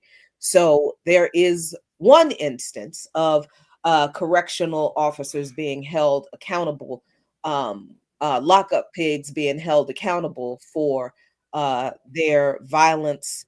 That's not, I don't, like, that feels like a drop in the bucket to me. I'm happy these people are being indicted and held, and charged. Will go to prison for this man's death. I don't care what he did. He's already locked up. There's no need to punish him anymore, but that's not how the system works. The system itself is punishment, and they hire people who they know are economically desperate and damn near illiterate and will just follow orders and have enough contempt for the people that they are guarding that they will go ahead and brutalize them the way the state wants them to, and rub them down to a nub and go on and rub them out. So this is good that these people have been indicted, but it's certainly not enough. Yeah. So this happened quick. Yeah, Kamau? I'm sorry. Go ahead. No, go ahead. No, you go. I'm so sorry. No, because I mean, Mr. Brooks was murdered this year, if I'm not mistaken, or late last year. And the video was widely circulated, and the indictments came. So for this one guard to have already accepted a plea, I mean, the evidence must have been overwhelming. Like, you accept a plea deal of 15 years, he must have thought he was looking at a life sentence, possibly, or even worse. But as a result of these indictments and the indictments of the other correctional officers in the murder of another incarcerated person, and I'm not sure if this is still going on in New York State, y'all tell us in the chat, but the COs did a wildcat strike across penitentiaries in New York State, where a lot of correctional officers walked off the job. In part, they claim that their working conditions are harsh. They work 24-hour shifts, etc. But they also didn't like all the additional scrutiny that they were getting, including the installation of more CCTV cameras in and throughout the prisons. And I think the guards were also pushing back against they themselves having to undergo the full body scan when entering the prisons, right? They didn't want to be subjected to seeing if they were carrying additional contraband. They were like, no, we shouldn't have to go through this. I wonder why. We wonder that's why. how the drugs get into prisons. It is not. It is not those bad TV shows that show you the wife coming in or the girlfriend coming in and she's smuggling the drugs in. Under her wig, of course. Under her right? wig. Or in her cha-cha. How drugs get in the prison. It is the guards all day, all night, all day, all night. Whatever small amount somebody may be able to sneak in, it is nothing compared to what the guards bring in. And that's how they make their extra dough. It's a whole system. It's a whole system. They are not paid well. I'm not saying they should be paid well, but they're not paid well, and they make money off of the selling drugs to inmates and all the rest of it. And they, of course, they don't want to be monitored because of that. And the larger picture is that the system operates exactly the way what these folks did. It's not for the system. It's not that it was terrible. It's that they got caught, or that it got out there in the public and people were outraged. But when it's not caught and it happens, they write down people fell, or people got into a fight with the guards, or they challenged the guards, or they hit the guards, or they did something to the guards. But when they have too much overwhelming evidence, as in even, again, the murder of George Floyd is a perfect example. It's like there's just too much. But so when they can't cover it up, then they do that. Unlike, and it doesn't mean always, right? Because you go back a couple of decades, Rodney King, caught on videotape, no one went to prison for that. So it's all circumstantial. The system doesn't change because this is how it's designed to operate and work. And so small. Again, for that family, it's fantastic. Similar to what Jackie said, that people will be doing some time, but this won't be obviously this isn't the first story, and it won't be the last story, because this is how these places are designed to operate. Yeah, and the interesting thing, I think it's really interesting that this is basically, I think, two prisons in that's a part of one system, or owned by one company, or something or other like that are a little less than 200 miles apart, and the same charges are being filed against guards in both facilities. And I don't think that is, and I know that's not an indication of this particular prison company. It is the nature of the system, all prisons, that this is happening in every prison, every single one in this country. And I think that, this is a good thing, but it's also like the Derek Chauvin a verdict, right? It's like, all right, we couldn't ignore what he did, because the whole thing was captured on. There's no question about, even though there was no question in the Rodney King video either, but every so often the system and those who control it will ignore these obvious, like, this is clearly abuse, this is clearly murder, this is clearly, until they realize, okay, we got to do something about one of them. And they just like pick one to be like, all right, you're going to have to fall on your sword so we can shut the Negroes up, so we can shut the crazy leftists up. And I feel like that's what this sentence and these, the plea deals and all this kind of stuff, as obviously damning as the evidence is, I think there's damning evidence all over the place of prison guards doing this everywhere. And I think this one was just like, all right, we got to give them something. So I don't know. Hey, folks, on that note, I do have to run for a meeting I have coming up. It is a pleasure as always. And I will check to make sure everything is zipped up and ready to go before I go to my meeting. So I appreciate you. What do you need to do? I have a meeting at 9:30. No. What's zipped up? What's zipped up? I was going back to the earlier reference. No. What's her name? Oh, what's her name? What's her name? Her name? Oh my. On that note, goodbye. Not at the mid 50s. Heavens to Betsy. Why not? What are you talking about? We still kicking it out here. We good. We take our roots and herbs. Please. Take our roots and herbs. Y'all need Bengay just like the rest of us do. Be quiet. Let's take a quick break as we get Kid Kamal up out of here. Real quick. All right. Well, what happened to my camera? I don't know. Me neither. There it goes.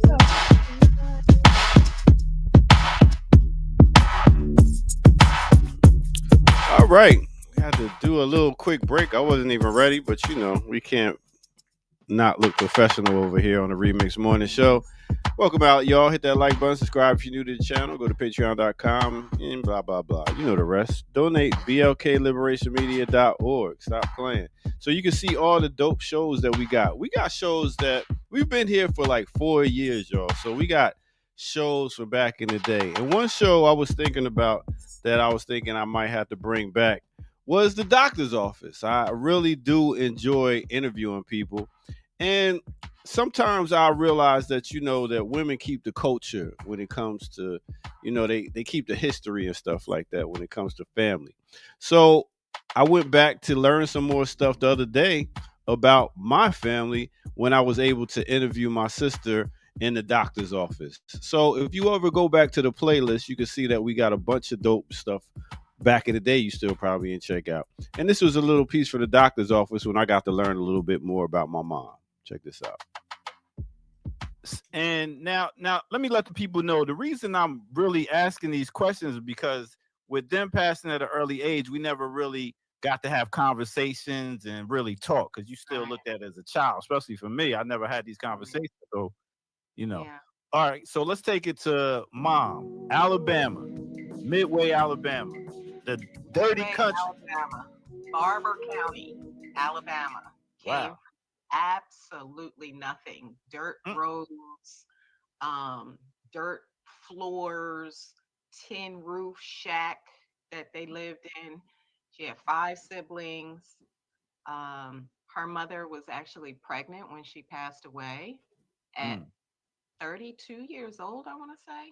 Wow. That's And Ivory. Ivory, right. Now this is where I name my daughter's middle name is Ivory. Continue. Right. Miss Ivory Walker Foster. Is our grandmother's name. Yeah, but very, very, very poor. But it's shocking how much her and her siblings accomplished in their lives and the wealth that they accumulated coming from such rural beginnings. Yeah. I and was it you know, I always would come home and see Mom with the cover over her head sleeping.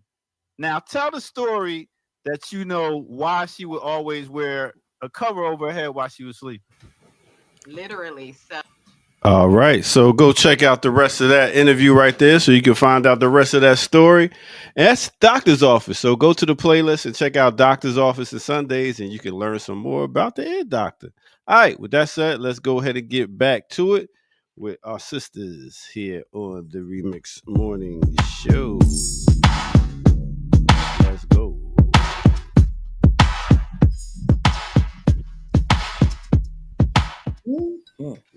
Doctor's office. Yeah, I bring that back, man. I enjoy interviewing people. I like to be a patient at the doctor's office. I would like to interview you. I like No, to you interview. won't. Well, No, we you got to won't. bring you in, Jackie, for the classical breakdown. We talk about Black Rock and you and Musa. So You we been still threatening to do that for the whole time. You've been threatening that and that soca mix the entire existence of this show. 4 whole years. I was surprised you didn't give Ricky a soca mix on her birthday. I mean, that's what I was and I was not expecting that birthday song. You so trifling. What did he play? The Luke? What did he play? Nah, it's one called. It was worse. Yeah. Trap Beckham. That was his name, Trap Beckham. It's my birthday, bitch. It's my birthday. Oh, it was hard. But yeah. So I really enjoy doing the interviews, and we'll how about next Thursday? My week is next Thursday. This is Kim's week for Classical Breakdown. So she chose this artist. So next week I'm gonna see if you and Musa can come on at 11 o'clock next Thursday. What we're going to need, you got to give them access to the Google Doc because they know they are the black metal historians. You and I are not. So we got they're going to have to hold us. They're going to have to hold our hands and guide us down the black brick road, as it were. I'm with it. I'm with it. Let's go. Because all I know is Jimi Hendrix. So Oh my God, I'm here for it. Let's go. Yes. All right. Stick around, y'all. Y'all got another news story? Or? Yeah, of course. course. Yeah, Sorry. my goodness. Okay. Well, no, continue, please. I'm out of here. We got about 40 minutes left, so let's go. Well, not even that long, 20. I can't write. What you got, Kim? I'm sorry. I don't have much, to be honest. I'm trying to think. I have to, because I'm at a brain fog stage of my perimenopausal journey where I can't remember shit. Like if I don't have it bookmarked, like I'm sorry. Anyway, so I remembered the DC story about Trump, obviously, and then I'm trying to think. I mean, there's a lot going on. I was appreciative that you guys covered Sudan yesterday. Yeah, a little bit. And I need to dig more into that. And we definitely need to have some folks on the ground here, come on and really talk about it. And we're going to try to line that up, get that done for maybe next week. Because there's so much going on the continent that we don't pay attention to anyway. And particularly now because all eyes are on Gaza for obvious reasons, but the people who are responsible for Gaza have also been responsible for ongoing degradation on the continent and in the global south, and it's still happening while Gaza is being starved to death. So yeah, it's a lot. But speaking of, and I wasn't able to confirm this because I heard it in passing. I assumed it was true, but I didn't take the time to verify. Did the Israeli Knesset vote to annex all of Gaza? Mm-hmm. Did that vote happen, or was it? I believe it did. Now, this is obviously unsurprising, but interesting timing as more Western nations, I suppose, France, Canada, a couple others, have decided to acknowledge the Palestinian state, and then they're going to do so formally at the UNGA in September. And it's like, no, this is all too little, too fucking late. But all right, it absolutely is too little, too late. And then a part of the acknowledgement that some have is reverting back to this ridiculous two-state solution idea. But yes, you're correct. The Knesset did vote 71-13 to annex Gaza, but it's being reported as a symbolic vote because it was not. It's a non-binding vote. Now that doesn't mean anything in a fascist state. It means nothing.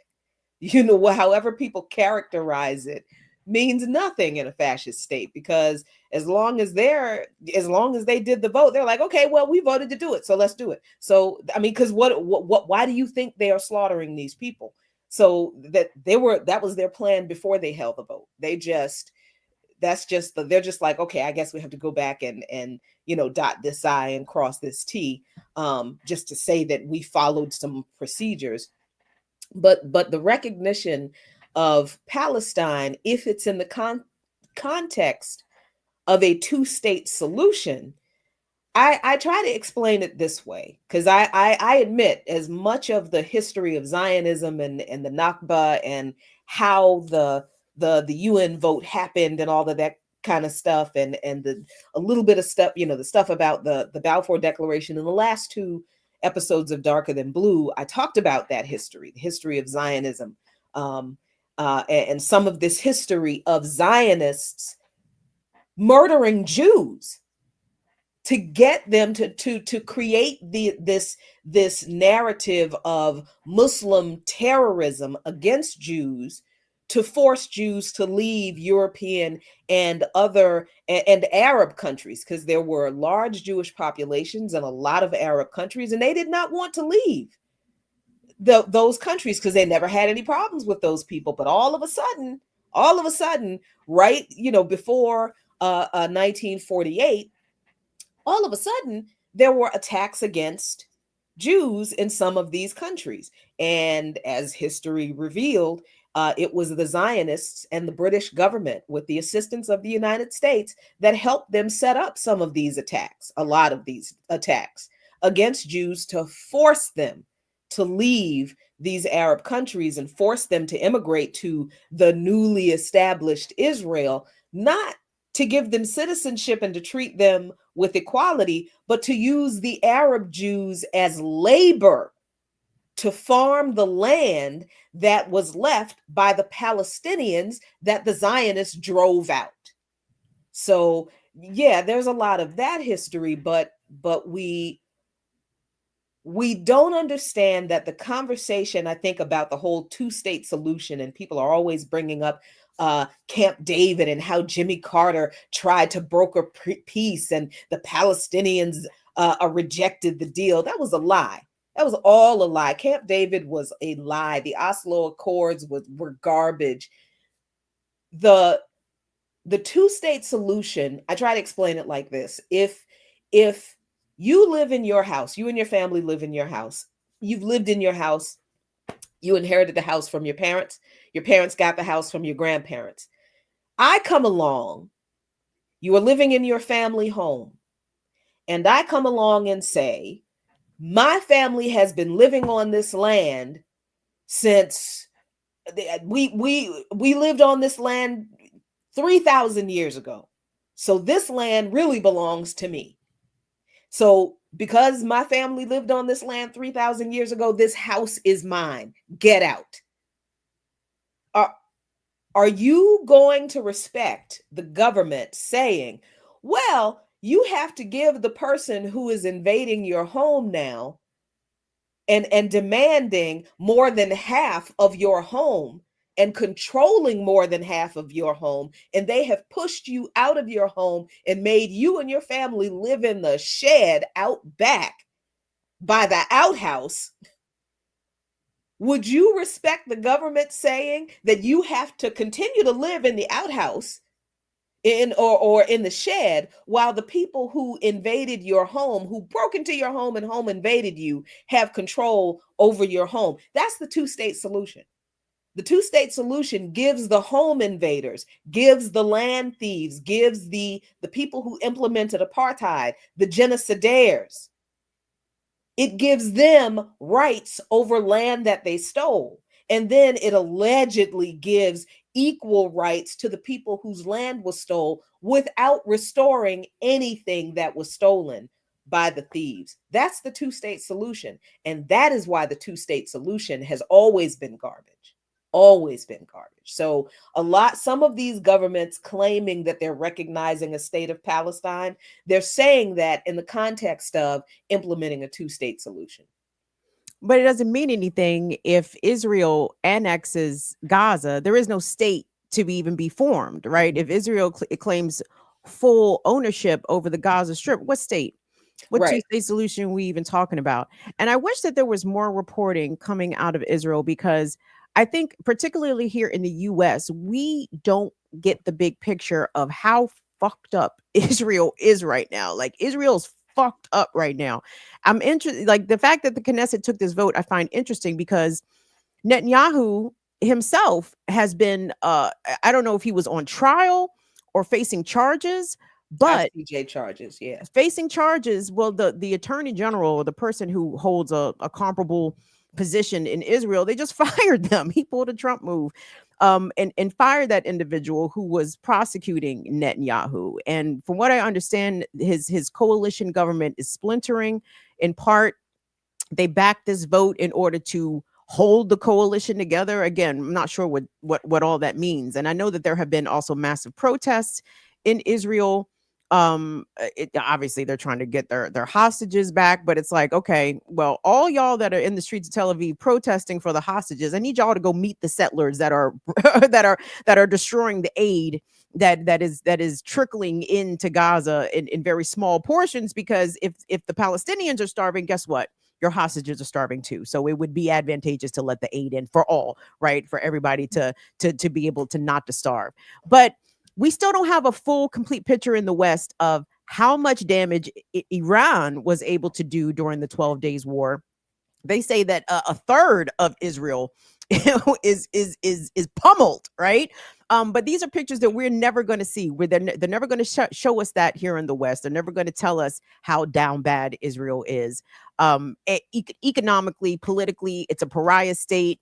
The nations are turning their backs. Rescinding trade deals, etc.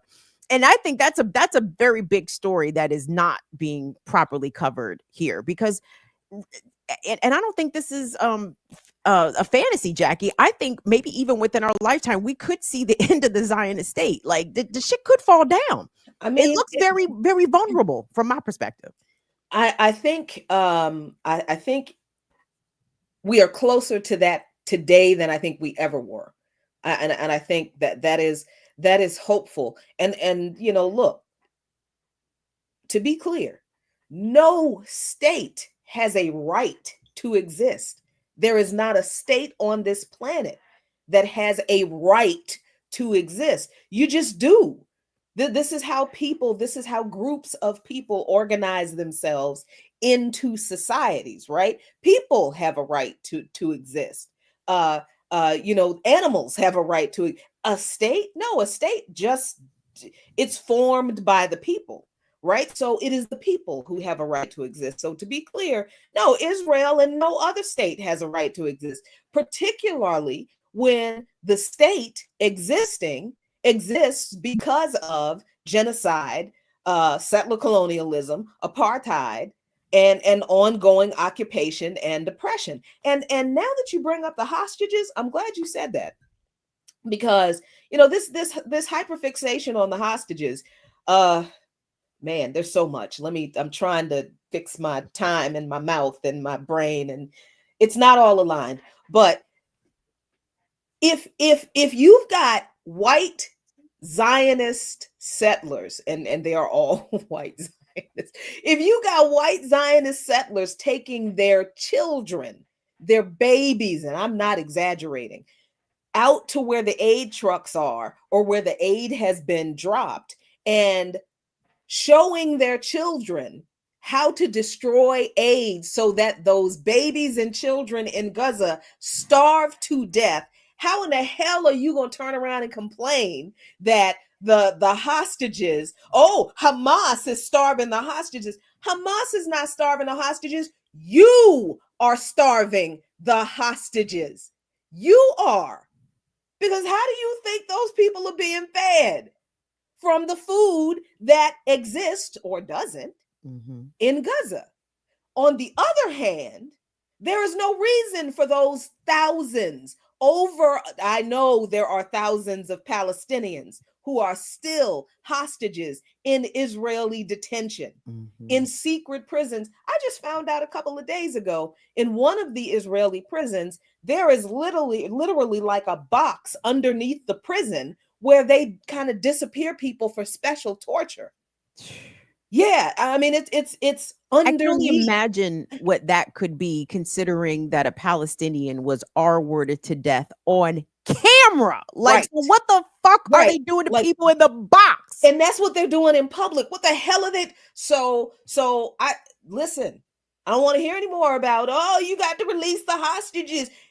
The Israeli government deployed the Hannibal Directive, and they were like, you know what? If people get captured and they die, people get captured and they die. We're gonna burn everything to the ground. All of that carnage on October 7th. Hamas fighters had hang gliders and rifles, y'all. What a sight to behold. And a tank, I think, that broke through the fence. A tank. Hang gliders and rifles. They couldn't have caused all of that destruction. It was Israel that did all that, burned people alive in their cars. That was Israel. They destroyed their own people. And they knew, because the oppressor always knows when the oppressed are rising up, because they know they're oppressing people. They always know it's coming. And Israel thought, well, we will use this as an excuse to employ our final solution against Gaza. That's why they didn't respond. That's why they didn't do anything different. That's why they cooked up all these lies about, not specifically why. This is the way they've always talked about Palestinians. that they're a bunch of barbaric animals who want to kill all the little white Israeli babies. It's the same kind of garbage those white settlers said about us and indigenous people over here. Oh, we can't let them near our children. Oh no, because they're gonna rape our daughters. But then y'all women didn't want to breastfeed their own babies. And then let's not even talk about where some of them babies came from. That are don't get me started. But the dissolution of the Israeli state, I think, is also going to be hastened by its depopulation, right? Like Israelis, maybe I shouldn't even call them Israelis with it. Polish and American Czech and all the folks and New Yorkers, yes, the Brooklyn, all those so-called Israeli citizens that originated from other places, they're going back home and they are packing their shit and getting the fuck out of Dodge immediately. And of course, there's a big fight over conscription, over what is it? The Orthodox, the ultra Orthodox are Jews, precluded from having to serve, and the rest of them, the secularists, are like, the fuck. Yep. The ultra Orthodox, but even some Israeli youth who refuse to participate in this genocide, and there's been a level of this, a pretty small level ever since Israel has existed, pretty much, and ever since they implemented that conscription law, where everyone over 18 and over has to serve in the Israeli occupation force. I refuse to call them the IDF. They're not defending anything. They are the occupation force. But there has always been some resistance to that. And in some of the history that I talked about on Darker Than Blue last week, I actually learned of the Yemeni Arab resistance to the establishment of the Zionist state because of the way they were discriminated against when they did immigrate to Israel, and they realized, oh, the European Jews hate us. They only want us here to do the work that they don't want to do.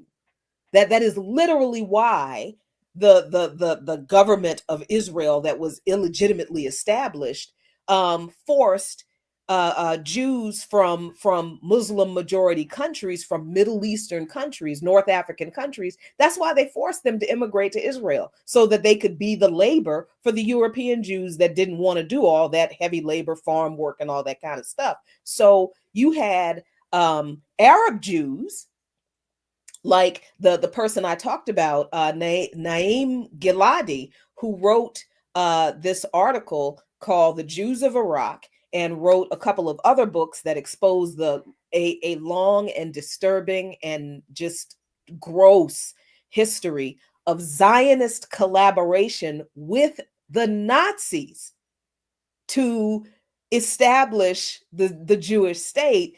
But I learned in reading through this history that those Arab Jews likened themselves to Africans in the Black Power movement in the US, because the Israeli government tried to demonize them when they began protesting the discrimination of the European Israelis against the Arab Jews. The Israeli government started saying that the Arab Jews were the Black Panthers of Israel, like as an insult. But the Arab Jews took that as an honor, that they were, because they recognized they're fighting the same thing. They were fighting the same thing that we were fighting here. They were fighting against apartheid, oppression, settler colonialism, and white supremacy, and fighting for their legal equal rights in a society that they didn't understand at the time was completely illegitimate. But they realized it, at least Naim Giladi did when he got there. So I think that's really, really an incredible piece of history that we don't know, that I was really happy to find out. So this idea that this has nothing to do with us, man, it's crazy to me that we've got people who have been fighting the Zionist beast since its beginning, who identified with the Black liberation struggle in the 60s, and we sitting here talking about that don't have nothing to do with us, man. We don't understand how much everything has to do with us. The propaganda that people have been sold, and especially people in this country have bought hook, line, and sinker, is that the Muslims have always targeted and persecuted the Jews, which could not be further from the truth. Jewish communities have existed in Arab nations, in majority Muslim nations for thousands of years, and by and large have lived harmoniously. It wasn't until the European Jews came and be European. It's like nobody gave a fuck that they was Jewish. Nigga, y'all coming over here being Europeans. That is the problem. Yes. Yep. And you want to come over and claim and thief and steal people's land, kick people out, commit ethnic cleansing, commit genocide. That is the problem that the Islamic nations have with Israel, not the fact that they follow Judaism, right? And the thing is, a lot of these Israelis are going to go back to the continent in which their people have been the least safe. That is Europe. Because where y'all going? Where you think you're going? You think you're going to set up another colony? You think somewhere deep in the continent of Africa, y'all about to be welcomed? Look at Cyprus. Look at Greece. Greece is like, oh, hell no. Greece is like, y'all better pack y'all shit and get to stepping. Y'all can't stay here. Y'all can come visit, come on vacation, but y'all got to get the fuck out of here. But we're seeing the Israelis go to places like Sri Lanka and try to set up shop, right? Like they getting kicked out. And they are like, people are kicking them out of restaurants. They can't even go to lunch, y'all. The Zionists cannot go to lunch because as soon as a restaurant owner is like, you're from where? You're from, get out of my restaurant. That happened in Japan. Like this is happening different places all over the world. So again, I'm kind of excited. Like, I don't know, here we are in 2025. Is Israel going to be around in 10 years? Is Israel going to be around in 5 years? Yeah, the Zionists will still be around and still be among us, and they will still be plotting to restore whatever it is that they will lose. But that's going to be a continuing problem. That is going to be a continuing problem, because if we think that every Zionist is going to leave Palestine once this illegitimate state of Israel implodes to whatever state it will devolve to, those people are going to fight tooth and nail to stay. And that's going to be an ongoing issue. But the people who have already left and gone home, back to Europe, back to the United States, y'all gonna have to live with these people. We're gonna have to live with these people, which means we're gonna have to contend with them in some kind of way. But real quick, I just want to point out, and I just want to make sure I read this. Ajamu Baraka is in the chat, as he usually is. What's up, comrade, friend? He said, Africans, I met with the last of the Black Panther Party in Israel. And then his follow-up was, I was in the occupied territories in 2014. And I remember him going there in 2014. And like, oh my God, my pastor, Graylan Hagler, he's been to the occupied territory several times. And he's taken pro-Israel Black pastors to the occupied territories to show them this is what you support. This is what they're not telling you they're doing. And people have been absolutely changed. And I believe Ta-Nehisi Coates was one of those folks that I'm not sure he went with Hagler, but I know he went. And he said, he came back and he said, now look, I know what y'all think and I know what we've been told, but I know apartheid when I see it. That's what his book was about. Yeah. So will y'all be talking about any of this on your upcoming shows? I perhaps might. And when is that Darker Blue coming on, Jackie? You gonna let the people know? Darker Than Blue. Okay, that's what I thought you said. 5:00 on Friday, but this week is pledge drive, so it'll be a little bit of an interesting show. I'll be doing the pledge. Please call in, dial in, text, whatever. to WPFW. That's right, because I need to meet my goal. My goal is going to be $500. I need to make $500 Friday at 5 o'clock. Please be prepared. Govern yourselves accordingly to help me meet and exceed my goal for this week and next week. And then our pledge drive for the summer will be over, and then there'll be another one in the fall. They take Cash App at WPFW, by the way, guys. They take your Cash App. So yes, absolutely. Cash App. What is it? $ WPFW FM. All right, burn it down. What you got coming up? All right. Well, we will see y'all at 11. Oh, go ahead. I mean, nigga, just generally, you can expect me, my nigga, Friday, 7 p.m. Eastern time, Tuesday, Friday. And whatever I decide to talk about is bonus. You get me as you. Period. You understand? Like, basically, you ain't figure out what you lay it down. All right, cool. First of all, you know Leo what? season, sir. Yeah, it is. That's right. I think people need periodic reminders. Okay. You don't tell me what to do in Leo season. You don't tell me what to do in Libra season, okay? You don't tell me what to do in no season. You ain't my boss. I'm gonna tell you, you're gonna be here at 11 o'clock for Classical Breakdown Music 101 as we talk about Jeffrey Osborne. So make sure y'all come back at 11. The boss has spoken. All right. So we are we are out of here. We will see y'all next week. Thank y'all. Y'all have a great Thursday and be here tomorrow morning also for some more of the Remix Morning Show. We out of here, y'all. Peace out.